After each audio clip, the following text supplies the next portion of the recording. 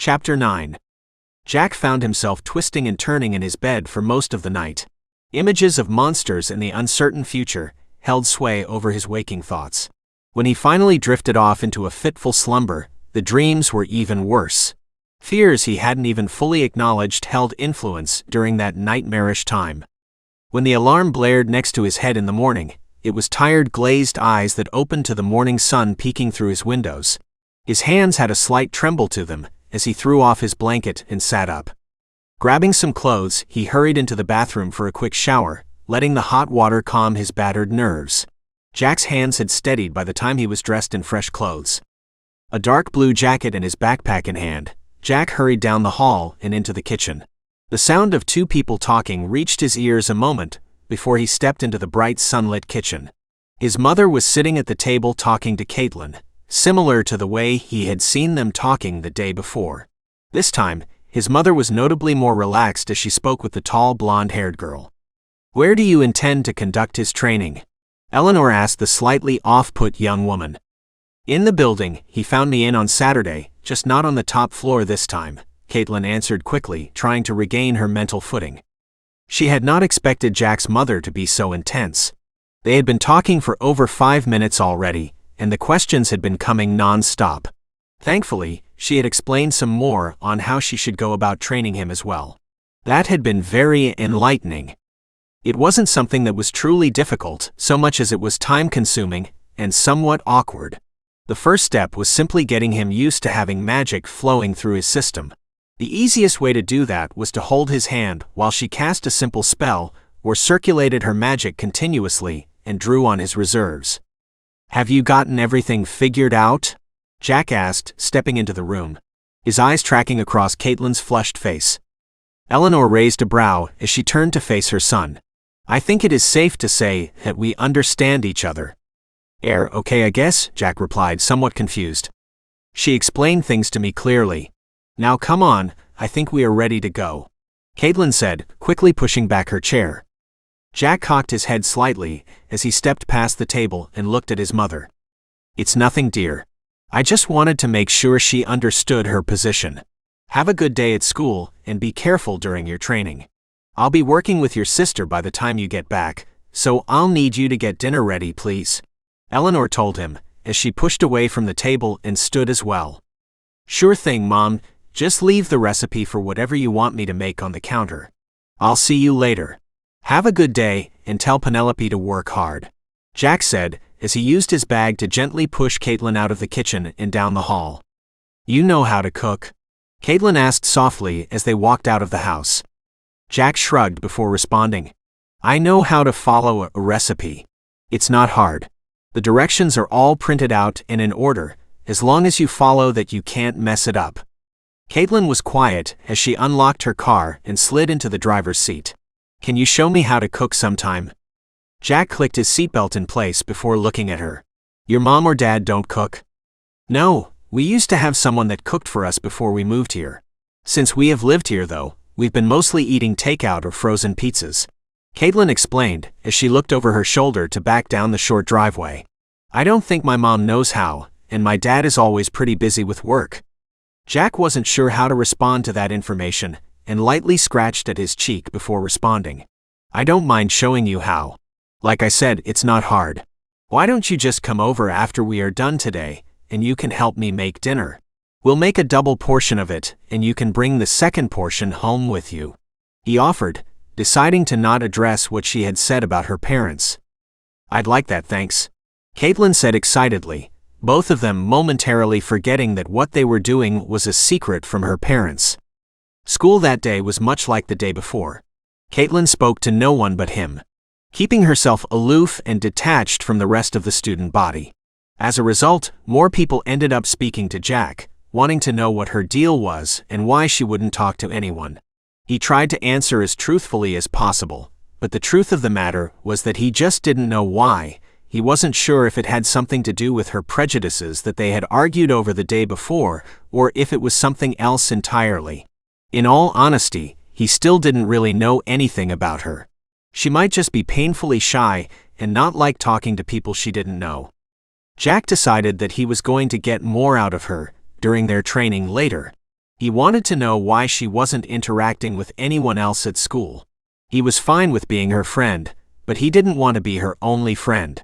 She needed to have a life of her own with friends of her own. "Why don't you talk to anyone at school?" Jack asked as soon as they had left the school parking lot behind them.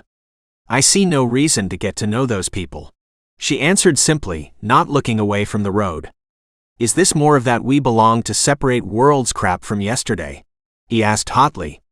Kaitlyn smirked as she replied, "No, well, not entirely." She was quiet as she struggled for the right words. "I know you think my words yesterday were stupid, but you have to understand, that is the world I am from. All my friends and the people that I have gone to school with up to this point have belonged to that world. I know nothing of the regular world, so I have nothing in common with those people. What would I talk about with them?" Jack twisted his body in the passenger seat so he could fully face her. "I'm going to call BS on that.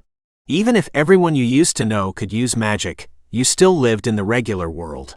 Surely you must have talked about other things besides magic, like music or movies or something. Right?" Kaitlyn's fingers tapped on the steering wheel as she thought. Magic was always the most interesting topic around. What did we care about movies when our own abilities were more entertaining? What did we care about boys or models when most of us were destined for arranged marriages? "Wait," Jack stopped her. "What do you mean arranged marriages? Your mother running off to marry someone without magic is outside the norm. It's so far out there, in fact, that she is the first person that I have heard of doing that in recent years. The magic community spans the world, so it's not exactly small," Kaitlyn said, trying to justify it. "Still, why is it so bad to marry someone without magic? It obviously worked out fine with my sister and me." Kaitlyn gave a short, harsh laugh. "No, it didn't. You are an aberration that would normally have been hunted down and forced to work for the council, or someone with power. And from what you told me yesterday, your sister is no better. She might not be the same as you, but she is still different. Trust me when I say that in our society, if it was known that the two of you existed, both of you would be hunted down and forced to serve someone else. Your sister is simply lucky enough to pass as a regular magic user, unlike you." Jack swallowed and licked his suddenly dry lips. "What about you then? Are you destined for an arranged marriage as well?" he asked, trying to wrap his mind about what she had just said before addressing it. "No, not for lack of trying on others' part, but my father didn't want me to enter into that kind of relationship. I think that might be part of why he jumped at the idea of me bonding with you. It was an out for me, one that would allow me to choose my own path and not be forced." Jack took a deep, calming breath and asked his next question. "Would my sister and I really be tracked down and enslaved if we were discovered?" Kaitlyn stopped the car and shut off the engine before replying. "For you, most definitely. For her, I don't know enough to say for certain, but if she actually is different, then something would happen for sure. I just couldn't say what." Stepping out of the vehicle, Jack closed his eyes and breathed in the smell of fallen leaves and wood that filled the fall air. "Let's do this then. I can't let anything happen to Penelope." "Right, and don't forget I'm coming over to your place afterward for cooking practice," Kaitlyn reminded him as she led him up the worn concrete steps and into the building. "So, why exactly did you choose this place for practice anyway?" Jack asked as he hurried after her. "It just seemed like a good idea at the time. We can't do it at either of our houses, and I don't really know any other places in town. Since my family moved here, I've spent most days training at this building. Ever since I first saw it, it has seemed like the perfect location," Kaitlyn explained as she slipped through the broken door. "Of course, now that the third floor is broken, I can't train up there, so I figured we could just use the ground floor." Her voice echoed strangely in the abandoned building. "Why were you using the top floor for your training?" Jack asked as he pushed the door open a little more.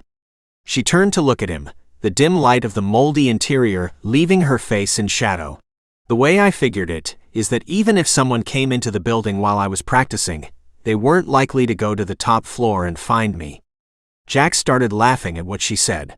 Bending at the hips, he fought for breath as he continued laughing. "You do realize that it was your practicing up there that caused me to go up that far. The noise from whatever you were doing is what made the rumors that the place is haunted start back up." Kaitlyn's face fell as the full import of his words rocked her world. That meant everything that had happened with him was her fault. She was responsible for the danger that he now found himself in. Jack nudged her with his shoulder before walking past her, still chuckling lightly. "Where do you want to start?" "Let's stay on this floor just in case," Kaitlyn said absently, her mind still caught up in reviewing the many ways she had messed up his life. Jack walked past the old, decrepit staircase that he had climbed Saturday night and into the old hallway he had ignored before. The ceiling panels were warped and yellow, and more than a couple were on the ground crumbling. The paint on the walls had faded long ago and was covered in moldering watermarks that had discolored the walls. The first classroom he came across had the wooden door missing from the hinges. Peeking his head inside the room, he saw the door leaning against the wall inside the room. The room was empty of everything, but the door and the wooden flooring had been laid bare by the elements. A light spot on one of the walls showed where a chalkboard had hung years before. "This room is empty. What do you think?" Jack asked Kaitlyn, withdrawing his head from the room. "Any room will work, we'll just be sitting for this first part anyway," Kaitlyn said as she brushed past him into the room. Jack settled onto the dusty ground, ignoring how dirty his clothes were getting. Kaitlyn sat directly in front of him and grabbed his hands. Her fingers intertwined with his as she closed her eyes and focused on her breathing. "For this first part, I want you to close your eyes and try to feel the movement of the magic within you."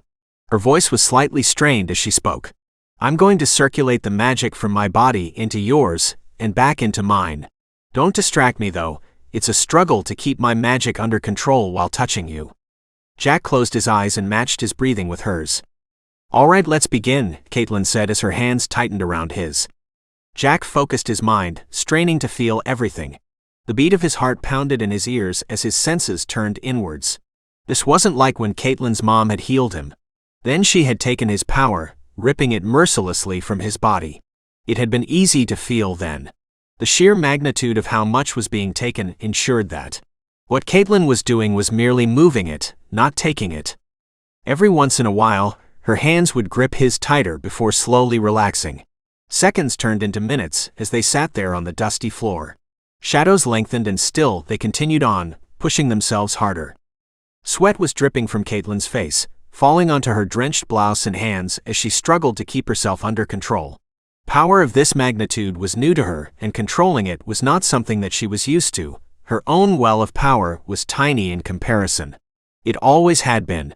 That was why she was practicing constantly. She had done everything that she and her parents could think of to expand her well, and still it had refused to grow as it should. Her control had gotten better. Her spells used only the magic they needed and nothing more. There was not any extra to be wasted. Holding Jack's hands like this and feeling the well of power that was begging to be released, fought against her control, threatening to overwhelm her like it had on Saturday night. She didn't want to hurt him though, and that was exactly what would happen if her control slipped. Gradually, she began letting more power circulate through them. If he hadn't been able to detect the flow before, then soon he would be able to. A river of energy circulated through their bodies in a continuous stream. There was no beginning and no end. It was a perfect circle, linking her small puddle of a well to his vast lake. Jack stiffened as he began to feel something coursing through his body. It grew larger and larger until it was easy to feel. He focused on the feeling of it coursing through his veins and let his mind sink into something vast and powerful, but just out of reach. With a cry of pain, Kaitlyn released his hands and scooted backward before falling to her back. Her breath came in deep gasps with her hands clenched at her sides. Jack moved to her side and only just barely held back a gasp. Her eyes were closed, but he could still see a blue glow shining through her eyelids, highlighting the individual veins in them. Kaitlyn's face twisted into a painful grimace as her hands began to clench and unclench. "Do not touch me," she barely managed to grind out. "I'm only just keeping in control." Jack backed away quickly, his hand falling to his side. "What can I do? Just give me a few minutes." Kaitlyn's voice was strained as she fought for control. "All right," Jack said softly as he settled in the far corner of the room. Sitting there, he watched as her body would slowly relax, only to tighten again as her eyes would flare brighter beneath the closed lids. Long minutes later, when the sun had fallen beneath the horizon, Kaitlyn relaxed for the final time. Stiffly, she sat up and opened her no longer glowing eyes. "That is probably going to happen every time we practice," she said weakly, just sitting there letting the strength come back into her limbs. "What happened? I thought you said you had good control," Jack asked as he climbed to his feet. Kaitlyn raised her hand, stopping him from getting closer. "I do have good control for the power that I have access to. The problem is that I have always had a rather small magical well, so even if I brought all my power out at once, it still isn't that much. You, on the other hand, are like a vast ocean in comparison. Just touching you forces a veritable tsunami of power to flood my being. I was able to keep it mostly under control while I was circulating it through our bodies, but it built up." She grinned weakly as she struggled to her feet. "At least I didn't blast you across the room this time." Jack stood there, unsure how he should react to that revelation. Do you still want to come over and help with dinner, or do you need to go home?" Kaitlyn swayed gently on her feet as she cocked an eyebrow at him. "Do I look that tired?" "Yeah, honestly you do. I'm not even sure I should let you drive home right now," Jack said as he plunged his hands into his pockets. The urge to reach out and steady her was nearly overwhelming. That would be the worst thing he could do right now, though. Closing her eyes, she reached out to the wall and steadied herself. "I should be fine. Having that much energy circulating through me and building up like that, though, is tiring.